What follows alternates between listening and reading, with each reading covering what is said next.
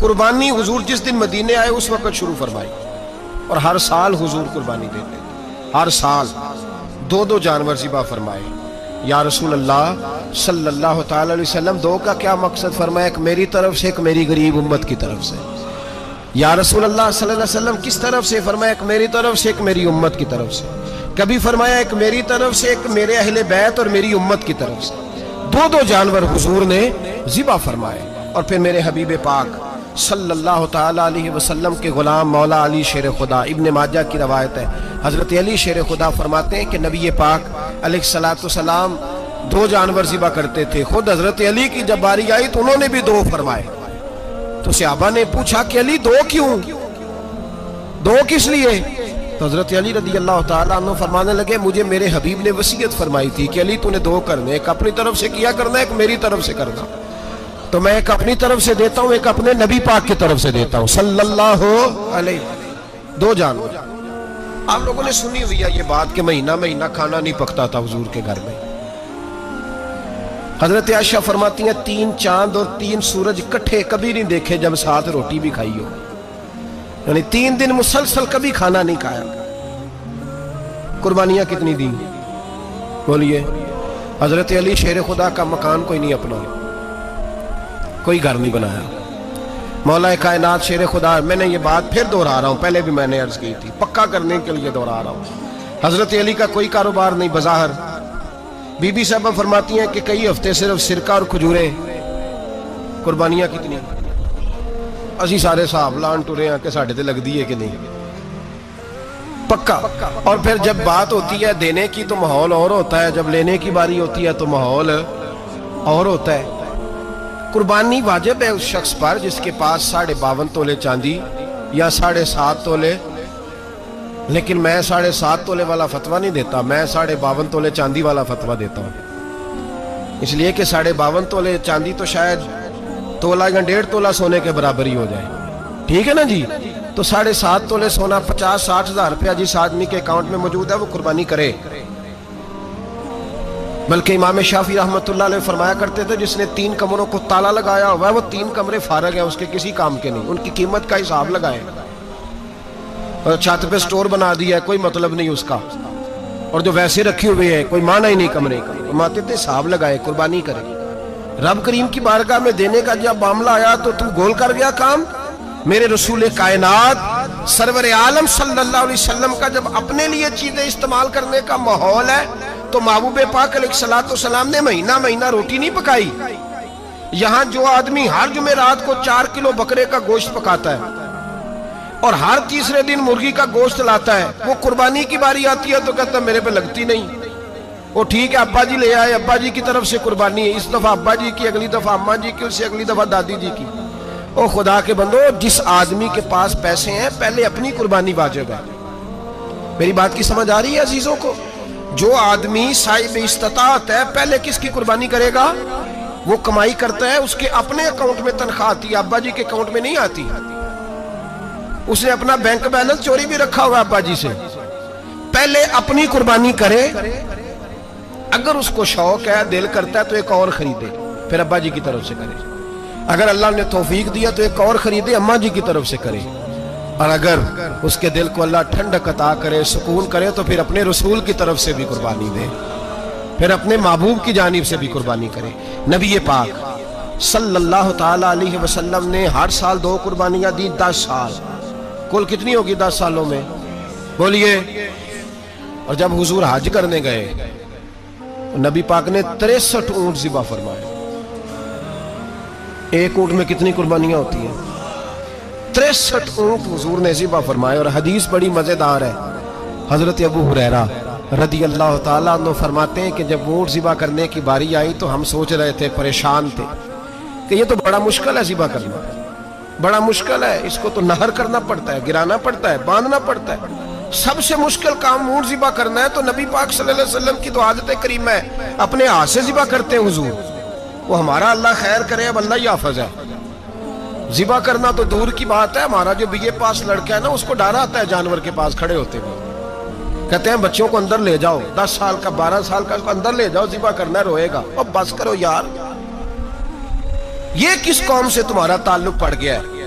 ہمارے تو 12 اور 14 سال کے معوذ اور معاذ ابو جہل کی گردن کاٹ کے رکھ دیا کرتے تھے، اور تو بچہ بکرا ذبح کرنے سے ڈرا رہا ہے، اس کو کھڑا کر لا کے. قربانی تو جہاد کی ٹریننگ ہے، وہ کھڑا کر، اس کو کہا بیٹا یہاں کھڑا ہو، اللہ کے رستے میں بکرے کی گردن کاٹنی ہے. اگر کوئی شخص خدا رسول کے دین کی مخالفت کرے، کفر کا جھنڈا اٹھائے، تو اس کی گردن بھی کاٹنی ہے. یہ ٹریننگ ہے بچوں کے لیے. یہاں عجیب ماحول ہے، ڈر لگ رہا ہے، پیچھے ہٹ جاؤ. اور جس صاحب کی قربانی ہے وہ بھی کوئی 1.5 کلومیٹر کے فاصلے پہ کھڑے ہیں، دور کھڑے ہو کے دیکھ رہے ہیں. نفیس ہی بڑے ہیں جناب، لطیف ہی بڑے ہیں. کپڑوں کو کوئی قطرہ خون کا لگ گیا تو بڑی مصیبت بن جائے گی. اور امیر آدمی اس کا تو گھر کسائی نے خود فون کیا ہے کہ صاحب سب سے پہلے میں آپ کے گھر آؤں گا. اس کو پتہ ہے کہ منہ مانگی قیمت ملے گی. مہربانی فرمائے، قربانی میرے رسول پاک صلی اللہ علیہ وسلم سے زیادہ نفاست والی طبیعت کسی کی نہیں. صحابہ کہتے ہیں اتنا حسین محبوب کا انداز تھا کہ کبھی کپڑوں پہ مکھی بھی نہیں بیٹھی تھی. اور حضور سے ہم سلام لیتے تھے، دست مبارک چومتے تھے تو ہمارے ہاتھوں سے کستوری کی خوشبو آنے لگتی. اور فرماتے ہیں نبی پاک کا ہاتھ یوں ہوتا تھا کہ برف بھی اتنی ٹھنڈی نہیں جتنا پیارا حضور کا ہاتھ ٹھنڈا ہوتا تھا. پھر بھی حضور دست مبارک میں خنجر پکڑتے، جانور کو لٹاتے اور اپنی طامت کو سمیٹتے، اور اللہ کے حبیب گھٹنا رکھتے اس کی گردن پر، اور بسم اللہ اللہ اکبر کہہ کے ذبح فرماتے. حضور خود دست مبارک سے. تو اتنا زیادہ نازک مزاج ہو گیا ہے کہ اب یہ والی سنت ادا کرنا مشکل ہو گیا تیرے لیے. 63 اونٹ ہیں.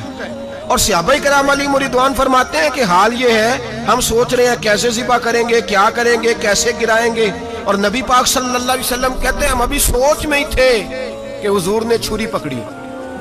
خنجر جب حضور نے اٹھایا تو فرماتے ہیں اونٹ دوڑتا ہوا آیا اور نبی پاک کے سامنے آ کے لیٹ گیا. فرماتے ہیں اللہ کے رسول نے بسم اللہ اللہ اکبر کہہ کے ذبح کیا. اس نے ٹانگ بھی کوئی نہیں ہلائی، پیر بھی کوئی نہیں ہلایا. وہ کسی شاعر نے بڑی عجیب بات کہی تھی. اس نے کہا پھنسی جو دام میں بلبل تو لگی یوں کہنے، کرے گا قتل کیا تو نے جب اسیر مجھے، کباب شمع کے شولے پہ کیجیو سیاد، شکل گل نظر آئے دم اخیر مجھے. وہ کہتے ہیں بلبل کو شکاری، سیاد شکاری نے پکڑ لیا بلبل کو، تو سیاد سے بلبل کہنے لگی تو نے پکڑا ہے تو قتل تو کرے گا ہی نا، کھائے گا تو صحیح، ایک میری منت ہے. شکاری کہنے لگا وہ کیا؟ تو بلبل کہنے لگی جب تو مجھے ذبح کرے نا اور پکائے تو مجھے پھول سے بڑی محبت ہے. اس طرح کرنا، کوئلے اتنے زیادہ دہکانا، اس قدر زیادہ آگ جلانا کہ ان کی شکل گلاب کے پھول کی طرح سرخ ہو جائے. تو جب تو مجھے ان پر جلائے گا تو مجھے تکلیف نہیں ہوگی، اس لیے کہ محبوب کا چہرہ جو سامنے آ جائے گا مجھے تکلیف نہیں ہوگی. پھنسی جو دام میں بلبل تو لگی یوں کہنے، کرے گا قتل کیا تو نے جب اسیر مجھے، کباب شمع کے شولے پہ کیجیو سیاد، او شکل گل نظر آئے دم اخیر مجھے. اعلیٰ حضرت بریلوی علیہ رحمہ فرمایا کرتے تھے، فرماتے تھے بڑی تکلیف ہوگی جب جان نکلے گی. روایتوں میں آتا ہے جس طرح باریک دوپٹہ جھاڑیوں پہ ڈالا جائے، کھینچا جائے تو پھٹ جاتا ہے، یوں تکلیف ہوگی. اور فرمانے لگے رسول اللہ کے غلام کو کوئی تکلیف نہیں ہوگی. حضور کیوں؟ فرمایا اس لیے کہ جب جان نکلنے لگے گی تو سامنے جلوہ ودہاد آ جائے گا. حضور کے جلوے ہوتے رہیں گے تو پتہ ہی نہیں چلے گا جان کیسے نکل گئی. پھنسی جو دام میں بلبل. تو صحابہ فرماتے ہیں کہ اونٹ دوڑتا ہوا آیا، حضور کے سامنے آ کے لیٹا، نبی پاک نے ذبح فرمایا اور فرماتے ہاتھ دھو گئی. حضور نے توجہ فرمائی تو دوسرا دوڑتا ہوا آ گیا، تیسرا آ گیا.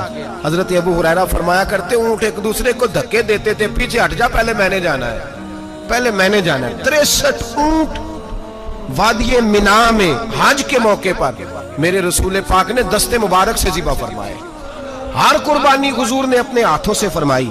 قربانی واجبات دین میں سے، ضروریات دین میں سے، اور کوئی اتنا لمبا چوڑا مسئلہ نہیں. بہت ساری چیزوں کو خود بخود مشکل کر لیتے ہیں. ٹی وی پہ خبر آتی ہے فیصل آباد کے 2 بیل ہیں، بولو اور ڈولو، پتہ نہیں کتنے من ان کا وزن ہے. ان سے پوچھا جا رہا ہے کہ بولو ڈولو کھاتے کیا ہیں؟ تو کہتے ہیں بادام کھاتے ہیں، مکھن کھاتے ہیں. یہ جناب پتہ نہیں ان کو دودھ کتنے کلو روز پیتے ہیں. اور بولو ڈولو بیچارے سے خود نہیں چلا جا رہا، لگ ایسے رہ جیسے وہ خود کہہ رہے ہیں مہربانی کرو ہمیں ذبح کر لو. اب تو اٹھا بیٹھا بھی نہیں جا رہا. او خدا کے بندو، دین کی اصل حقیقت کو سمجھو. یہ تو حضور نے فرمایا خوبصورت جانور لاؤ، یہ کس حدیث میں آیا کہ اسے بادام کھلاؤ؟ آج لوگ انسانوں کو روٹی نہیں مل رہی اور جانوروں کو بادام کھلا رہے ہو کو کھانے۔ اس کے حصے میں جو اللہ نے شے رکھی ہے نا وہ چارہ ہے، اس کو چارہ کھلاؤ اور اچھے طریقے سے پیٹ بھر کے کھلاؤ۔ جانور کو پیٹ بھر کے چارہ کھلایا جائے تو جتنی اس کی طبیعت ہوتی ہے اس حساب سے وہ صحت مند ہو جاتا ہے۔ باقی یہ تو آپ کسی شخص کو اتنا کھلا دیں کہ اس کا پیٹ اتنا بڑا ہو جائے، پھول جائے، تو وہ بیچارہ تکلیف میں آئے گا کہ نہیں آئے گا؟ یہ کس قسم کا ماحول ہے؟ ایک بکرا بکا لاہور میں اور سیٹھوں نے شرطیں لگائی ہوئی ہیں، میں 5 لاکھ کا لایا ہوں تو میں 9 لاکھ کا۔ یہ کیا چکر ہوا؟ مجھے اتنا کھلایا جی اس کو فلاں چیز، یہ کس نے کہا ہے کھلانے کا؟ بادام کھانا کس حدیث میں آیا؟ کس صحابی نے اپنے بکرے کو بادام کھلائے؟ کس نے مکھن کھلایا؟ کس نے پیڑے کھلائے؟ بس کرو، عجیب تماشا لگ گیا ہے۔ اور یہاں تو اتنی بری حالت ہو گئی ہے کہ عورتیں ناچنے لگی ہیں قربانی کے جانوروں کے آگے، بیبیاں بیچنے لگی ہیں۔ اللہ کے غضب کو آواز نہ دو، یہ قربانی ہے کہ ہر چیز کا، مذہب کی ہر شے کا مذاق بنا دیا ہے۔ جس دین نے عورت کی اپنی قربانی بھی ہو تو اس کو ذبح کرنے کی اجازت نہیں دی، مرد ذبح کرے گا۔ جو دین کہتا ہے کہ عورت ذبح نہیں کرے گی، وہ عورت بیچ سکتی ہے اللہ کے جانور؟ یہاں جس کا میں نے رمضان میں بھی کہا تھا، پھر بات دہراتا ہوں، سارا سال ناچتے گاتے ہیں اور عید کا موقع آتا ہے تو 2-4 مولوی بٹھا کے وہ دین سکھانا شروع کر دیتے ہیں۔ کوئی پتہ ہی نہیں، کوئی خبر ہی نہیں۔ جس بوتل میں کل تک شراب بک رہی تھی اسی میں دودھ پلاؤ گے؟ جس برتن میں کل تک پیشاب تھا اس میں آج لوگوں کو شہد پلاؤ گے؟ بس کرو، یہ مذاق نہیں، یہ رسول اللہ کا دین ہے۔ نبی پاک سید عالم صلی اللہ تعالی علیہ وآلہ وسلم نے کوئی ذمہ عورت کے کوئی چیز نہیں لگائی ایسی جس میں اسے مردوں کے ساتھ شامل ہونا پڑے، اور عورت سمجھ ہی نہیں رہی کہ یہ اس کی تذلیل ہے، عزت نہیں۔ صابن بک رہا ہے تو ساتھ بی بی کھڑی ہے، شیمپو بک رہا ہے تو عورت اس کی جو ہے وہ ایڈ دے رہی ہے۔ یہ عزت ہے عورت کی؟ رسوا کر دیا تم نے ہر شے میں عورت۔ اب قربانی کے جانور بھی بی بی بیچے گی؟ غیرت کہاں گئی اس قوم کی؟ میرے رسول پاک سرور دو عالم صلی اللہ تعالی علیہ وسلم کو کسی نے آ کے کہا فلاں قبیلے کے لوگوں نے عورت کو سربراہ بنایا ہے، عورت کو آگے لگا لیا، فرمایا تباہ ہو گئے وہ لوگ، انہوں نے عورتوں کو اپنے آگے پیشوا بنا لیا۔ جس رب نے عورت کو نبوت نہیں دی، امامت کرنے کا حق نہیں دیا، کس چکر میں لوگ پڑ گئے؟ 5 لاکھ کا جانور کس لیے لائے ہو؟ 5 لاکھ کا تفاخر کے لیے، دکھانے کے لیے؟ تو اگر 50,000 کا 60,000 کا بھی جانور لاتا تو اچھا آ جاتا، اور 50,000 کا جانور لائے تو 5 لاکھ میں کتنے آتے ہیں؟ بولے تو 10 جانور ذبح ہوں گے تو کتنے غریبوں تک گوشت جائے گا، کتنے گھروں کا بھلا ہوگا؟ ہر چیز کا چکر الٹا کر دیا گیا ہے۔ اور یہ صرف حج کے لیے ہوتی تو میرے رسول پاک ہر سال قربانی نہ کرتے، اور میرے نبی پاک قربانی دینے کا حکم۔ ایک اور بات بڑی لوگ پوچھنے لگے، کہتے جی گائے کی ہوتی ہے، بھینس کی بھی ہوتی ہے کہ نہیں؟ چلو جی اب نئی بات نکل آئی۔ حدیث پاک میں لفظ آیا اونٹ کا، نبی پاک نے فرمایا بکرا 1 سال کا، گائے 2 سال کی، اونٹ 5 سال کا۔ حدیث میں لفظ آ گیا اونٹ کا۔ آپ کو بندہ کہے پہلے بتائیں نر کا کہ مادہ کا، تو میں کدھر سے آپ کو حدیث نکال کے دوں جس میں نر بھی اور مادہ علیحدہ علیحدہ ہو؟ حدیث پاک میں ذکر آ گیا دمبے کا، مینڈے کا۔ اب باقی جو سارے جاگ رہے ہیں نا، اب غور فرمائیں، باقی ایک بکرا ہے، ایک چترا ہے، ایک دمبا ہے، ایک دیسی بکرا ہے، ایک پہاڑی بکرا ہے، تو علیحدہ علیحدہ لفظ کہاں سے نکال کے دیے جائیں؟ یہ ساری انواع ہیں، اقسام ہیں، نوع ہیں۔ اسی طرح بھینس بھی گائے کی ایک قسم ہے۔ امام اعظم ابو حنیفہ فرماتے ہیں النوع منہ، یہ اس کی ایک قسم ہے، نوع میں سے ہے، گائے کی نوع میں سے ہے۔ آپ عام لفظ بولتے ہیں تو کہتے ہیں بکرا چترا گائے بھینس، عام لفظ ہے نا۔ تو جب گائے کہہ دیا تو آپ کو بندہ کہے گائے آیا تو پہلے بتائیں گائے تو ہے تو اس میں بیل شامل ہے کہ نہیں؟ تو گائے کی جتنی قسمیں ہیں نا، ہمارے محدثین بھینس کو گائے میں شامل کرتے ہیں، بھینس گائے کی ایک قسم ہے۔ تو نبی پاک صلی اللہ علیہ وسلم نے جب گائے کا لفظ استعمال کیا تو بھینس اس کے اندر آ گئی۔